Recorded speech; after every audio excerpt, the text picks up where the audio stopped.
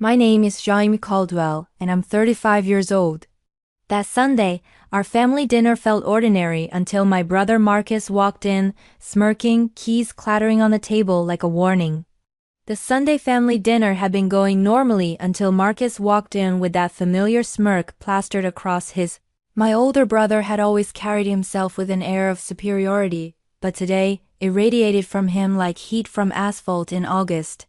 He dropped his keys on the hallway table with deliberate loudness, making sure everyone in the dining room heard his entrance. Well, Marcus announced, sauntering into the room where Mom, Dad, and our sister Jennifer sat around the table. Looks like I just made the smartest business decision this family has seen in years. Dad looked up from his pot roast with mild interest. Marcus loved his dramatic announcements, and our father had learned to indulge them. What's that, son? Marcus pulled out his phone, opening his banking app with a flourish. He turned the screen toward the table, displaying a recent deposit. $5,000 deposited this morning. 5,000. Jennifer's eyes widened. From what? From finally doing what needed to be done, Marcus said, his gaze sliding toward me with undisguised contempt. From selling off Jaime's ridiculous collection of junk that has been taking up space in the garage for the past 3 years. I looked up from my phone where I'd been typing steadily, my fingers moving across the screen with practiced efficiency. You did what? Oh, don't give me that shocked face. Marcus scoffed, pulling out a chair and sitting down like he owned the place, which in his mind he probably thought he did. That collection of yours has been sitting there gathering dust since he moved back home. Old prototypes, random tech parts, boxes of circuits, and weird devices nobody understands. I finally found a buyer who saw value in it. Marcus, I said carefully, still typing on my phone. Those were mine to sell, not yours. He laughed. That sharp barking sound that had annoyed me since childhood. They've been in Mom and Dad's garage for 3 years. You never even looked at them. Just boxes and boxes of your weird tech hobby stuff that you abandoned when your little startup dream didn't work out. Mom reached over and patted Marcus's hand.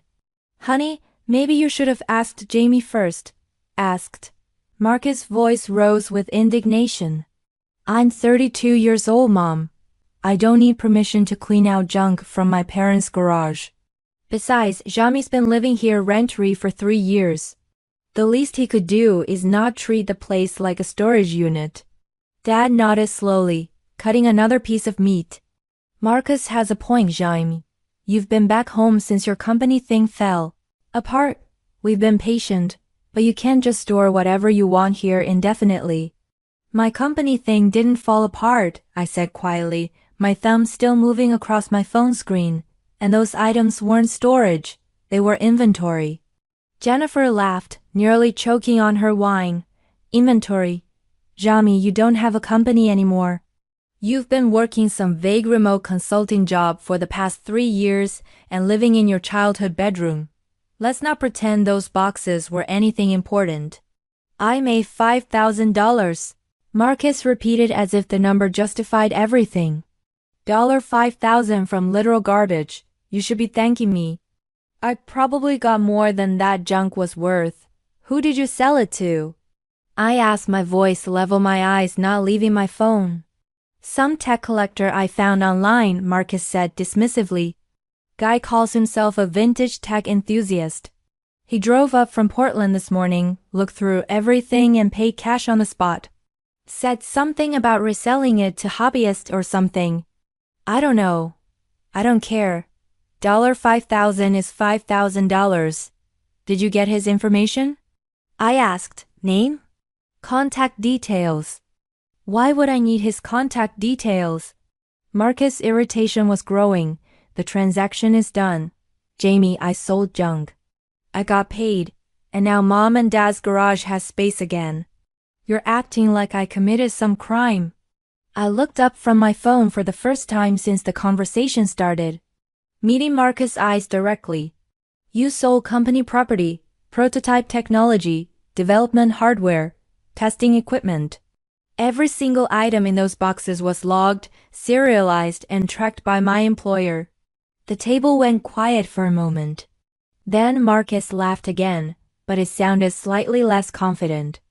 Your employer, Jaime, you work from home doing whatever it is you do on your laptop.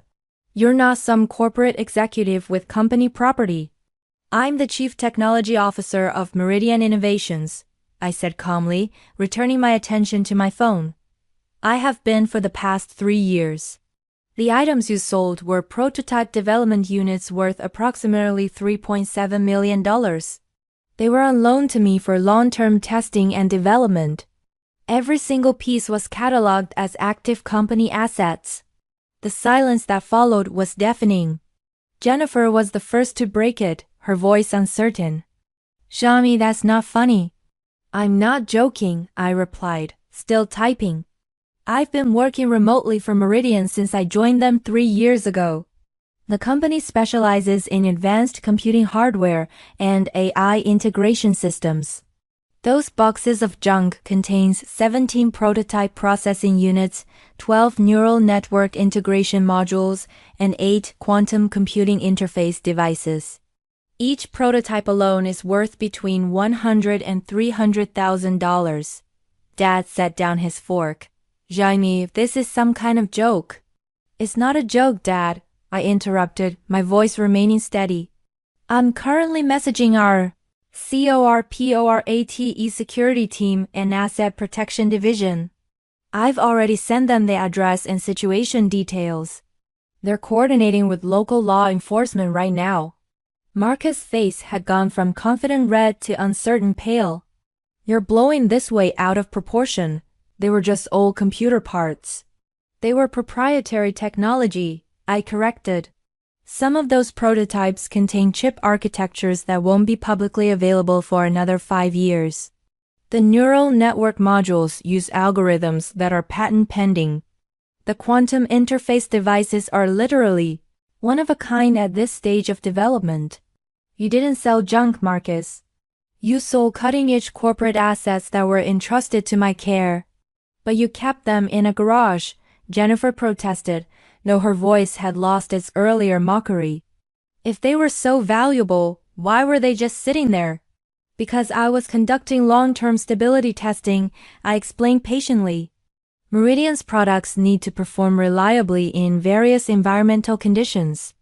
I had authorization to keep them in a climate-controlled storage area, which the garages, thanks to the HVAC system I installed 2 years ago specifically for that purpose.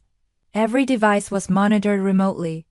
I have access logs, temperature records, and performance data for every single unit. Mom's hand had moved to her mouth. Honey, why didn't you tell us? We thought you were we didn't know you had an important job. You didn't ask, I said simply. I tried to explain my work a few times when I first moved back, but everyone seemed to think working from home meant unemployed. I stopped trying to correct the assumption. Marcus stood up abruptly, his chair scraping against the floor. This is ridiculous. You can't prove any of this. They looked like old computer parts because they were old computer parts. You're making up this story to make me look bad. I don't need to make up anything, I replied, finally looking up from my phone and meeting his eyes. Everything I've said is documented. Meridian Innovations has my employment contract, my assignment to the prototype testing program, and detailed asset logs showing every single item that was in your care, or rather in Mom and Dad's garage under my supervision. Under your supervision? Dad's voice was quiet now, processing. Jaime, are you saying you've had millions of dollars worth of equipment stored in our garage this whole time? With proper insurance, security monitoring, and environmental controls, yes, I confirmed. The company trusted me with it because I've been their CTO since they recruited me 3 years ago. My failed startup, as everyone here loved to call it, was actually acquired by Meridian. I came with the acquisition as part of the deal. They brought me on specifically because of my expertise in neural network integration. Jennifer's voice was barely a whisper. How much do you make? That's not relevant right now, I said, redirecting the conversation. What's relevant is that Marcus just sold stolen property. Technically, he didn't steal it himself. He genuinely didn't know what it was, but the moment he sold items from this property without verifying ownership, he became liable for the transaction. Marcus had sat back down, but his hands were shaking slightly. I didn't know. How was I supposed to know? You could have asked me, I said simply. You could have sent me a text message and email, or simply walked upstairs and knocked on my bedroom door. Instead, you assumed, as you've all assumed for 3 years, that because I work quietly and don't broadcast my life, I must be failing. We just thought Mom started, but I held up a hand gently. I know what you thought. It's fine. I don't need validation from family dinners or approval from people who never asked about my actual work. What I do need is for Marcus to tell me exactly who he sold that equipment to, what information he provided them, and whether any documentation was transferred. I don't have his contact information, Marcus admitted, his voice much quieter now. He paid cash. I didn't even get his real name. He said to call him Mike. He had a white van, no company logo. He paid in hundreds. I closed my eyes, briefly processing this information. So, you sold $3.7 million worth of proprietary technology to a man named Mike, who paid in cash and drove away in an unmarked van. I didn't know. Marcus's voice was rising with panic now.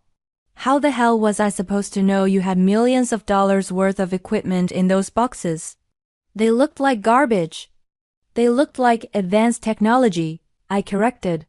They had serial numbers, manufacturer marks, and some of them had Meridian Innovations logos clearly visible. You didn't look because you didn't care. You saw an opportunity to make some quick money, and you took it without any consideration for whether those items belonged to you. Dad cleared his throat. Jaime, son, I think we need to understand something. Are you really the chief technology officer of a major company? Because if you are, why have you been living here in your old bedroom? Because I can work from anywhere, I explained. And when Meridian first acquired my startup, I was going through a divorce. I needed a place to stay temporarily while I sorted out my living situation. You offered and I accepted. The temporary stay lasted longer than expected because I was traveling constantly for work, conferences, meetings, development facilities. It was easier to have a home base here than to maintain my own apartment that would sit empty most of. You've been traveling? Jennifer asked incredulously. When we see you here all the time. You see me here during family dinners and occasional weekends, I corrected. I'm typically traveling 3 weeks out of every month.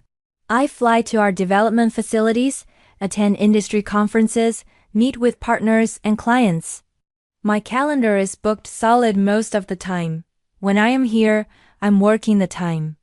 Remotely, attending virtual meetings, and yes, monitoring the prototype equipment that was stored downstairs. The sound of car doors slamming outside made everyone jump. I glanced at my phone. That'll be our asset protection team. They made excellent time. Marcus stood up so fast his chair toppled backward. Jaime, wait. We can figure this out. I'll get the money back. I'll find the guy. We can fix this. You can't fix this, Marcus, I said, standing up and moving toward the front door. The equipment is gone. You don't know who has it. For all we know, Mike is a corporate espionage agent who now has access to technology that could compromise our competitive advantage. This isn't about the money, though. $3.7 million is certainly significant. This is about proprietary technology potentially falling into the wrong hands. I opened the front door before anyone could knock. 2 men in suits stood on the porch, credentials already in hand. Behind them, I could see 2 more vehicles pulling up, one unmarked sedan and one marked police cruiser. Mr. Caldwell? The first man asked, though his tone suggested he already knew the answer. I'm Agent Rodriguez with Meridian Innovations Corporate Security Division. This is Agent Chin. We need to speak with Marcus Caldwell regarding the unauthorized sale of company property. Come in, I said, stepping aside. My family is in the dining room. As the agents entered, Followed by two uniformed police officers, I watched my family's faces transform from confusion to genuine fear. Marcus had gone completely white. Dad stood up, his hand instinctively reaching for Mom's shoulder.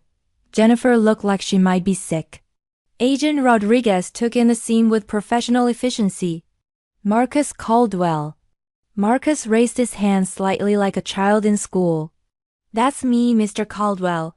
We need to ask you some questions about items you sold this morning. Items that were the property of Meridian Innovations valued at approximately $3.7 million. I didn't know, Marcus said immediately, his voice cracking. I swear I didn't know what they were. I thought they were just old computer parts. Jaime never said they were important. Agent Chin pulled out a tablet, pulling up documentation. Mr. Caldwell, our records show that all items stored at this address were clearly marked with Meridian Innovations serial numbers and property tags. Did you examine any of the items before selling them?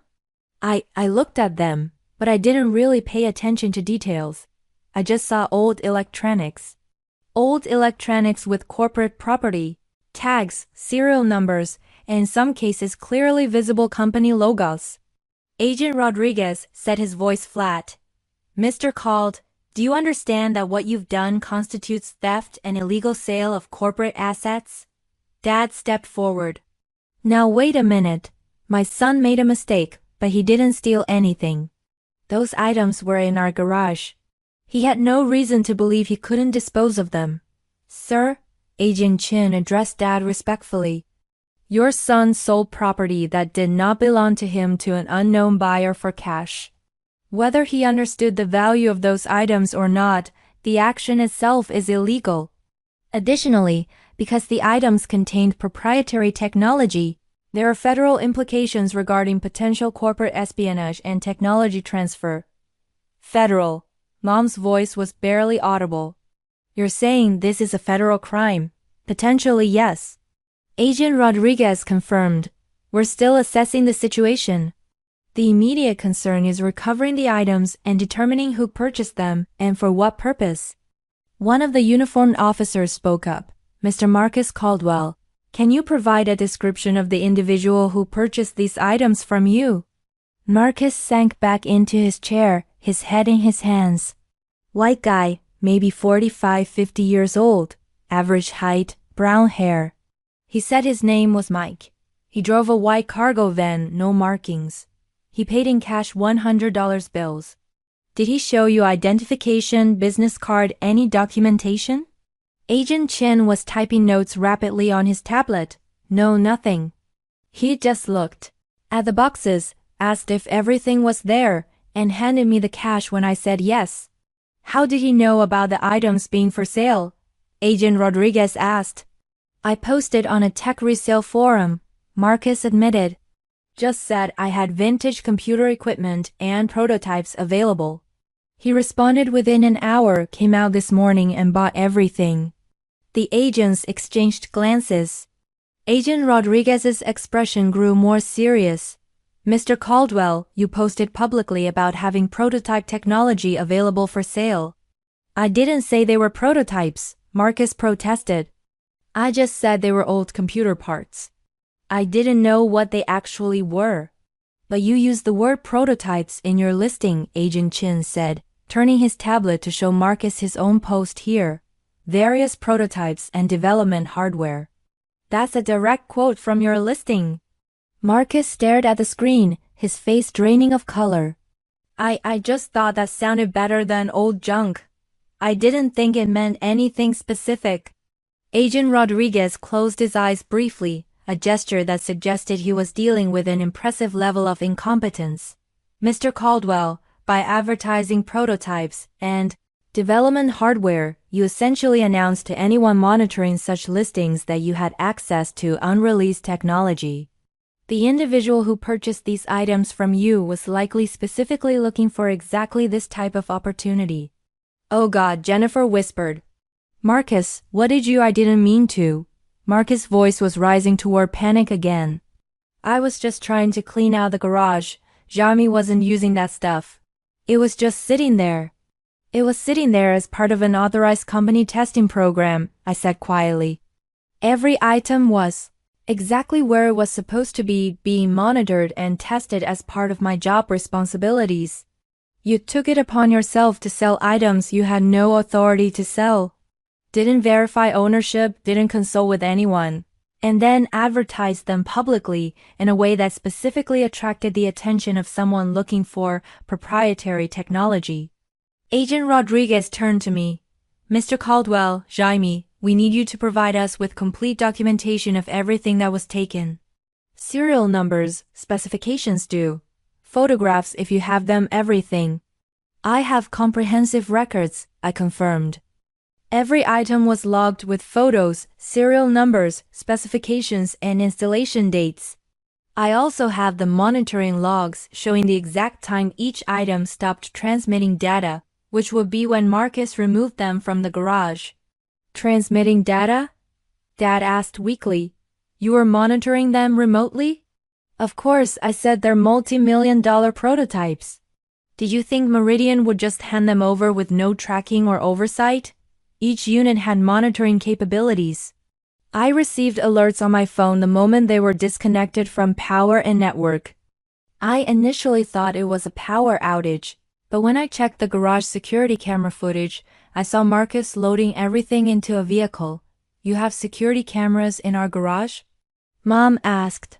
I installed them 2 years ago with your permission, Dad. Remember when I said I wanted to add some security equipment for my work? You said it was fine as long as I paid for it myself. Dad nodded slowly, memory apparently returning. I thought you meant you were going to keep a laptop locked up or something, not millions of dollars worth of equipment. I told you I was working with valuable prototypes. I said you said that's nice, dear. And went back to watching football. Agent Chin had been making a phone call in the corner. He returned to the group, his expression grim. We've got our tech team pulling up the listing Marcus posted. It's been viewed over 300 times in the past 24 hours. The user who contacted Marcus used a burner email account that's already been deleted. What does that mean? Jennifer asked, though her tone suggested she already knew the answer wasn't good. It means whoever bought these items knew exactly what they were doing. Agent Rodriguez explained.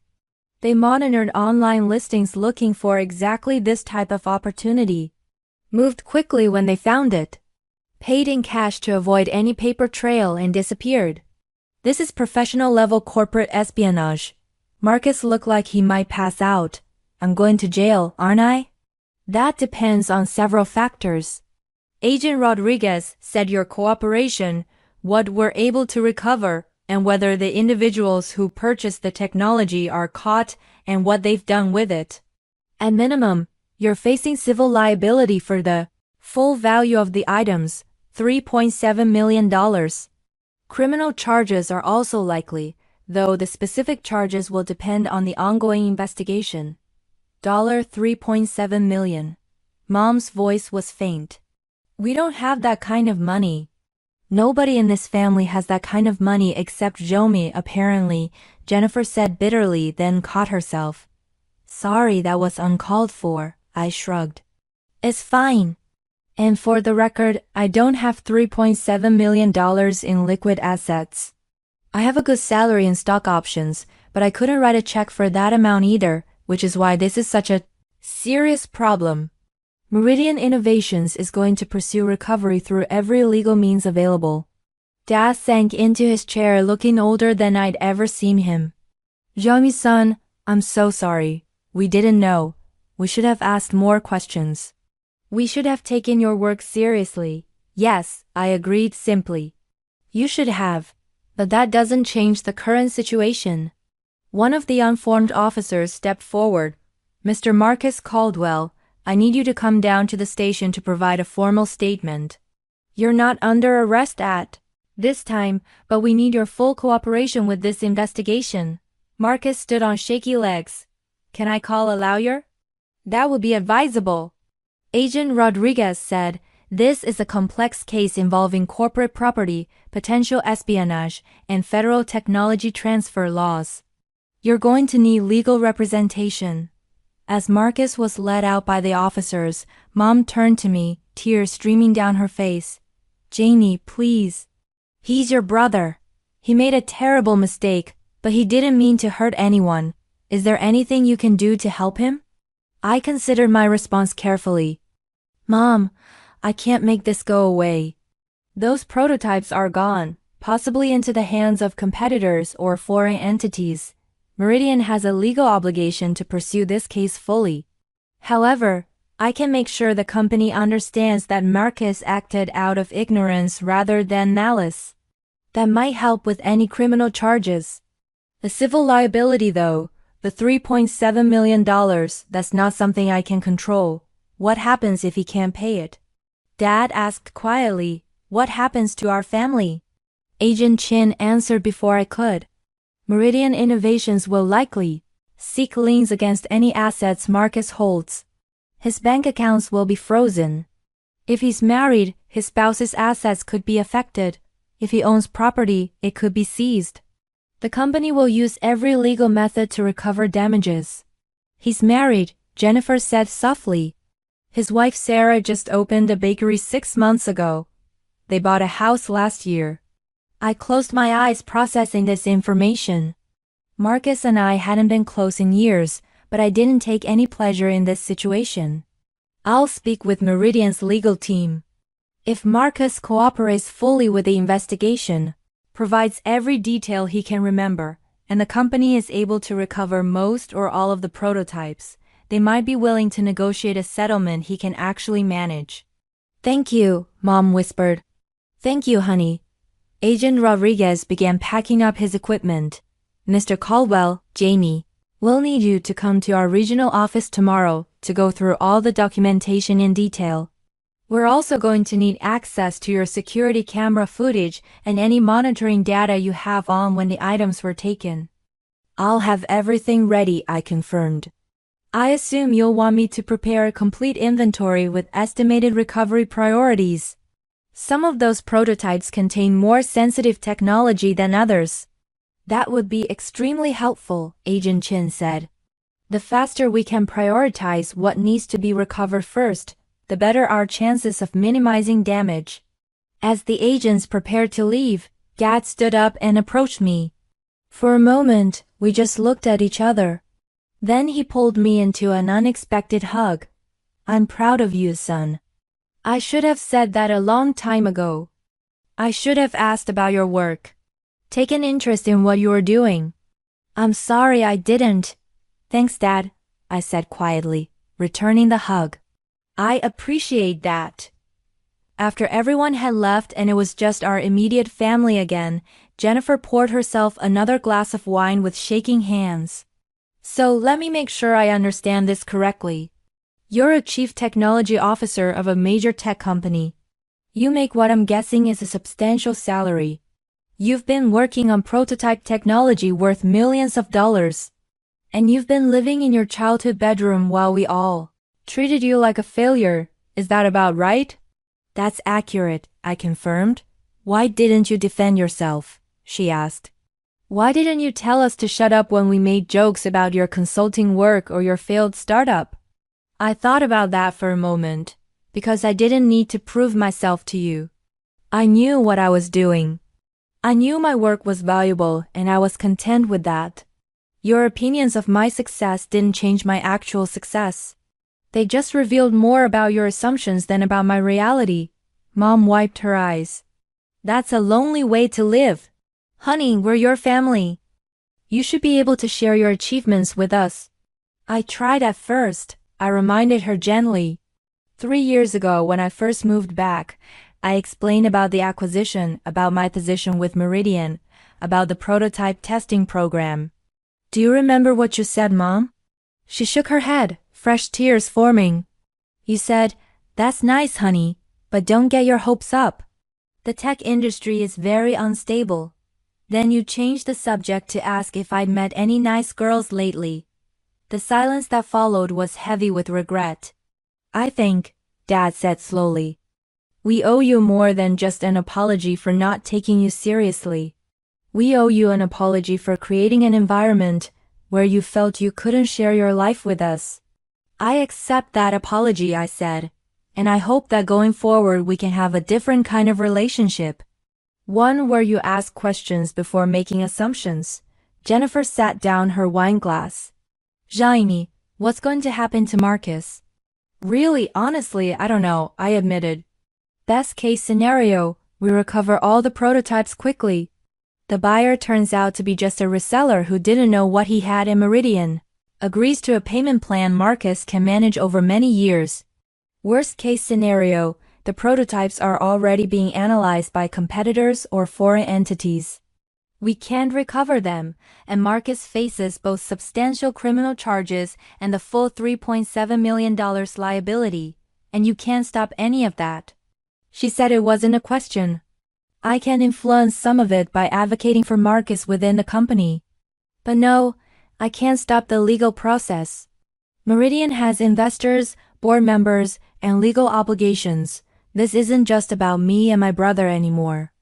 This is about corporate espionage, federal technology crimes, and millions of dollars in stolen assets. Dad stood up looking exhausted. Your mother and I are going to drive down to the police station to be there when Marcus is done giving his statement. Would you come with us? I considered declining. I had work to do, documentation to prepare, and honestly I was emotionally drained. But I saw the plea in my father's eyes, the desperate hope that somehow family could still matter after everything that had happened today. Yeah, I said finally. I'll come with you. As we drove to the police station in Dad's car, my phone buzzed constantly with messages from Meridian's legal team, security division, and various executives who had been briefed on the situation. Each message reminded me of the scale of what had happened, the potential consequences, and my responsibility as CTO to protect the company's interests. But sitting in the back seat of my father's car, watching my parents process the reality of their son's situation, I was reminded that I also had responsibilities as a brother. Responsibilities I neglected in my frustration with being underestimated and dismissed. Maybe if I'd been more insistent about explaining my work, more forthcoming about the value of what I was protecting, Marcus would have known better than to see those boxes as disposable junk. Maybe if I'd pushed back harder against the family's assumptions about my failure, they would have understood the importance of asking before acting. Or maybe Marcus would have sold the equipment anyway because he'd always been the type to act first and think later, and no amount of explanation would have changed his fundamental approach to life. I didn't know. What I did know was that a Sunday family dinner had just destroyed my brother's life, potentially compromised my company's competitive advantage, and forced my family to confront years of assumptions about success, failure, and the value of asking questions before making judgments. As we pulled into the police station parking lot, I looked at the message from Meridian Sue. Jaime, I need you to understand this isn't personal, but we have to pursue this fully. Our board is already demanding action. I hope your family understands. I typed back. I understand. I'll cooperate completely, but for the record, I'm going to advocate for my brother anyway. It's possible to fulfill my professional obligations while still being a brother. I'll find a way to do both. His response came quickly. I wouldn't expect anything less from you. That's why you're our CTO. Good judgment isn't just about technology, it's about people too. I stepped out of the car, squared my shoulders, and walked into the police station with my parents. Next few months were going to be complicated, painful, and difficult. But at least finally my family understood who I really was. Even if it took the worst possible circumstances to get there. Don't scroll past imagine losing millions because someone assumed it was just junk. Hit subscribe and turn on notifications to see how I handle betrayal, protect corporate secrets, and fight to save my family.